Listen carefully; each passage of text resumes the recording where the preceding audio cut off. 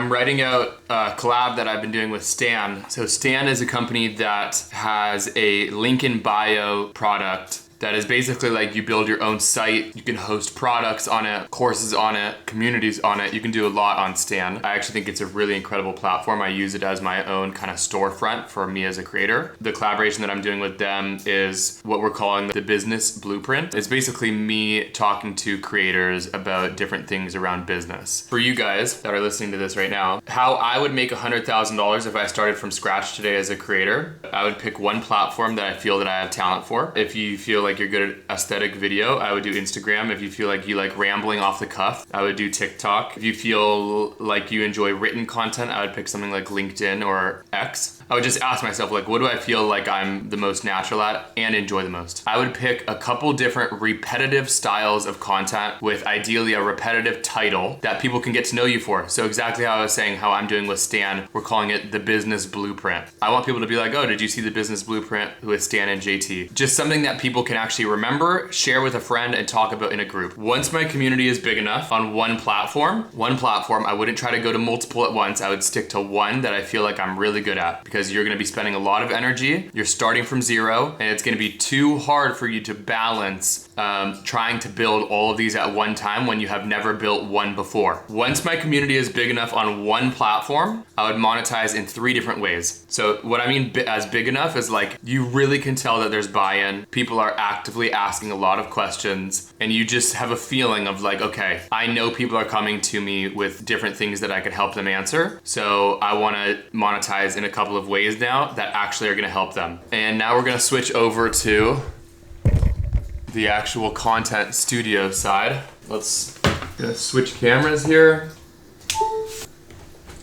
All right, this meeting right now is with someone who runs a sports-focused account. Just looking for some feedback on how to build. He has a hockey account, and he's somebody that I used to help with when I was running hockey accounts. After I retired while I was personal training, I was running some social accounts. Bro, you should go and apply to a bunch of different companies that are needing help with social. Like creative, social, all the different realms around that, because you get it. Yeah. And you've done it before. And there's companies that will need help with that. What do you suggest? Like, I look at LinkedIn all the time. There's not really that many good opportunities. I would look on LinkedIn. Then I would send a message I would send a message on both LinkedIn and on Instagram, and I would send them the profile that you've built and be like, yo, I built this from the ground up. It's one of the biggest pages in this world of hockey. Would love to help with anything social related. Saw that you guys have this opening on LinkedIn. Is there anything that I can help with? Even if somebody's like, we don't have anything that's like too serious and it's part-time. If it's a company that you're like, yo, I really feel like I could crush it with these guys, I would just jump in, because you'll show the talent that you have. And then after a couple months, they're like, yo, you're actually fucking legit, and you weren't kidding. You've done this before. Let us give you a lot more. Okay, next up, I'm talking to these creators that have another sports-focused account. They go and tour around to colleges and different sporting events and crush it on YouTube along with Instagram and TikTok. So just talking about what's next for their company, and I like these guys a lot. I've known them for a while, so this is a fun one. You guys having the skill of capturing audience, even if you're like, yo, we're not building our own like thing necessarily, like you guys being able to go to companies and be like, we have our audience, but we could also come and build this with you or help you build it. I just would be thinking about like, what are we really good at? And like, how do we offer this to people? And then I would go and pitch. Yeah, I agree. I think it's definitely going to open up the doors. The white space too with big brands is like, you guys can double and triple dip of like, hey, we'll get a video on our platform. We'll do like if you're doing something with Lucy, find a way to do an IRL tailgate. You guys are doing man on the street for their pages. You guys are doing your own collab. There's ways you can like triple dip with these brands. It's kind of like go, go, go, especially when we're like doing the tours for the Boys 98, that by the end of the 18 weeks, mid-January, we're going to be just gassed. You got to find something that is so similar to what you do with Boys of 98 that it doesn't feel like you're getting pulled into left field to go and do it for clients. That's why I'm saying you guys going and helping companies build their like content out, or like a content strategy, or like finding sports creators that they can hire. Like it needs to be so similar to the skills that you're using for Boys of 98 that when you leave one room and you go into the other one, It's not like you have to completely fucking flip flop. You see this as being a much bigger potential business than just doing what was the old tour? I'm Schmacked. Then that kind of model. All right, this meeting is with Josh, who is helping me with my content, helping me with editing, and we're just going through the flow of editing and how we do things here. Ideally, what I would want to do is if I see that there's things like this that we are using stock, I want to take a day and go and film those so that we can use ours. But if there's nothing in the archive, then yeah, use stock footage. Content, and a lot of the times you don't know what to do, but if you have the resources to actually invest in a creator who does know what to do, yeah, great. That's exactly what I'm talking about. All right, my last meeting today. This meeting is with Ben, who is helping me with posting content. Just talking about how we're posting things, getting things up, what we're looking for, and him and I just started working together, so talking about what kind of reports I'm looking for feedback on how content is performing. Maybe once a month, go through all of the things that you posted on each platform and just give me like a report on the kind of content that worked the best, maybe the highest performing, and just like anything that you see, like people really like this. The videos that I've uploaded for you so far, some of them range anywhere from 45 seconds to 3 minutes, anywhere in that range. Is that anything that you're interested in? Exactly. Okay. Like, I think if you're like, yo, just looking back at LinkedIn this month, we posted 3 different videos that were 30 seconds and were talking head with like really fast visuals. Those ones fucking popped off. Like you showing your morning, like people hate those. Like something like that. That's like exactly what I would want. Dude, what's up, man? Bro, life is good. I'm really excited about it. But you talked about how Sam was saying that you should talk more about manifestation. Yeah. Can you give me an example of maybe just like a little bit of insight of like how that shows up on a day-to-day basis? I don't know who it was that actually taught me or where I learned it. I think it was YouTube and some books of just like the power that your mind has to create the reality that you're living in. And at some point, it got really clear to me that that whatever I dreamt up, if I actually believed it, that it could come true. Mm-hmm. What really like practically implemented it in my life was I started saying things every day. So like affirmations, I would write out what I want to feel for that day, and I would wake up, and when I'm like starting my day, I'd be like, today I'm going to feel really excited for the day, or today I'm going to feel really grateful for my work, or today I'm going to show up in this meeting and I'm going to show up with awesome energy. I'm going to show up and I'm going to give the most that I can. That's fantastic. So write it, say it, and pro tip, if you want to take it even further, record it into your voice notes. Play it back on your walk when you start your day. I do that, bro. I'll write out things that I say to myself that make me feel really good, and then I'll say them into a voice memo, and then I'll go into CapCut. I'll bring all of those audio files into CapCut, and I'll put a background song that's just like some sort of meditation song or like a chill ambient sound, and I'll listen to that once a day, and like I'll literally play it if I'm walking. I'll play it when I'm starting my work. I'll play it just at random times throughout the day. I And love just the that. repetition of hearing it, bro. The repetition of hearing it. I'm hearing myself speak confidently about shit that I want, and it creates it. It's crazy. How will you know that you are having success? And this is through the lens of, for anyone listening, through like creating. If my internal grading and my external grading are both line up. So I have like an internal scorecard in terms of content, and those things are like, how did I feel when I came up with the idea?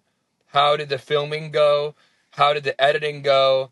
How did the timing of posting it go? How did I feel with like the energy of me actually getting out into the world before anybody else has seen it? That's my like internal scorecard.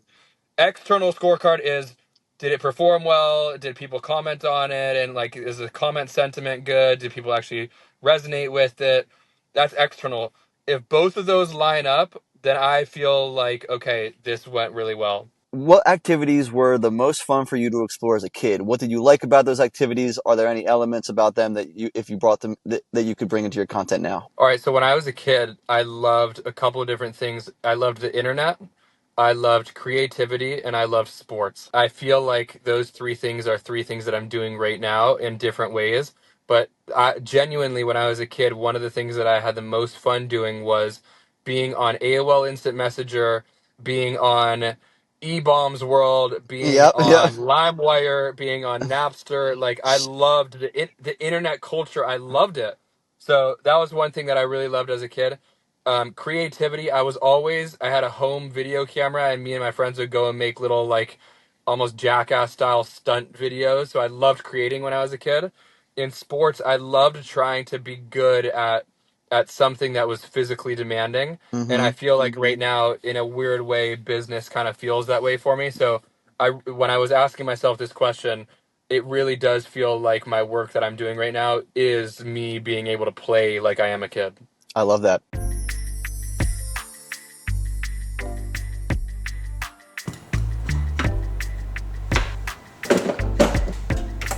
This is my second coffee of the day. Okay, bro, come on. Damn. You guys see that? Close, though. Close. We're getting better at it. Oh, this is just dangerous. There we go. Just finished lunch, and now time to work on content. Boom, baby. Fuck. Just gonna have my coffee while I talk with you guys really quick. So I'm feeling really good about creatorX. The next plays for me with what we're doing is we're gonna have a couple of different creators join our team. One is going to be somebody that's gonna come help with these vlogs, filming me probably 1 day a week is the way I'm looking at it right now. I want more movement in my videos, not necessarily to make it more cinematic. I actually want it to be just somebody thinking about it rather than me having to think about the vlog while doing my day. So I would love for somebody to be here and actually just be focused on how to make this the most compelling piece of content for you guys, while I'm able to just be in the zone with clients and the stuff that I'm doing. So somebody will be joining me to do that. The second thing that we're looking for is a creator who can storytell around our brand. Not necessarily me being in the content and not necessarily long form, actually short form, but somebody that can actually really tell our story and take the content that I already have and turn it into pieces for the creatorX account. So I've been filming a lot more about creatorX and talking a lot more about creatorX, and those are the two different content people that we are going to be adding on to our team. Aside from that, let me take another sip. I believe that every company in the world needs to today understand how to do content. And I think the companies that will win starting today, moving into the future, will be the ones that have organic content dialed in, because that's how everybody finds everything. We find it through our phones, we find it through content.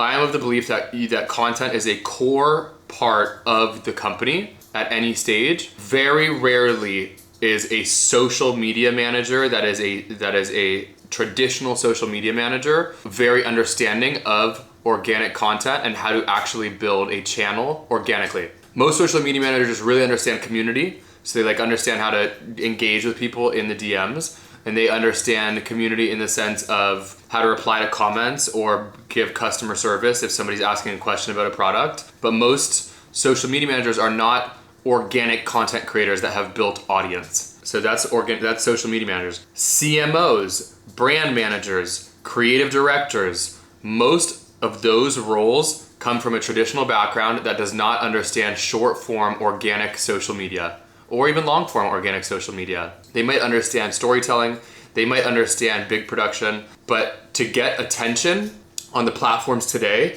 a lot of those people do not have that skill set. So where do companies go right now? Most companies, what they end up doing, they end up going to their paid agency and saying, hey, you're running our paid content right now. Do you guys understand organic content? And the paid agency will be like, yeah, we'll try it. And they charge them. We'll give it a crack. Most paid agencies don't understand organic content. They understand paid content, which is way different. It's paying for somebody's attention versus getting somebody to genuinely care about what you're creating for $0. So most paid agencies don't have that skill set. It's not natural to them. It's not the thing that they come from. So what ends up happening is the company ends up being in a weird place where their content is not performing, their paid is struggling, and they need to start investing in organic content.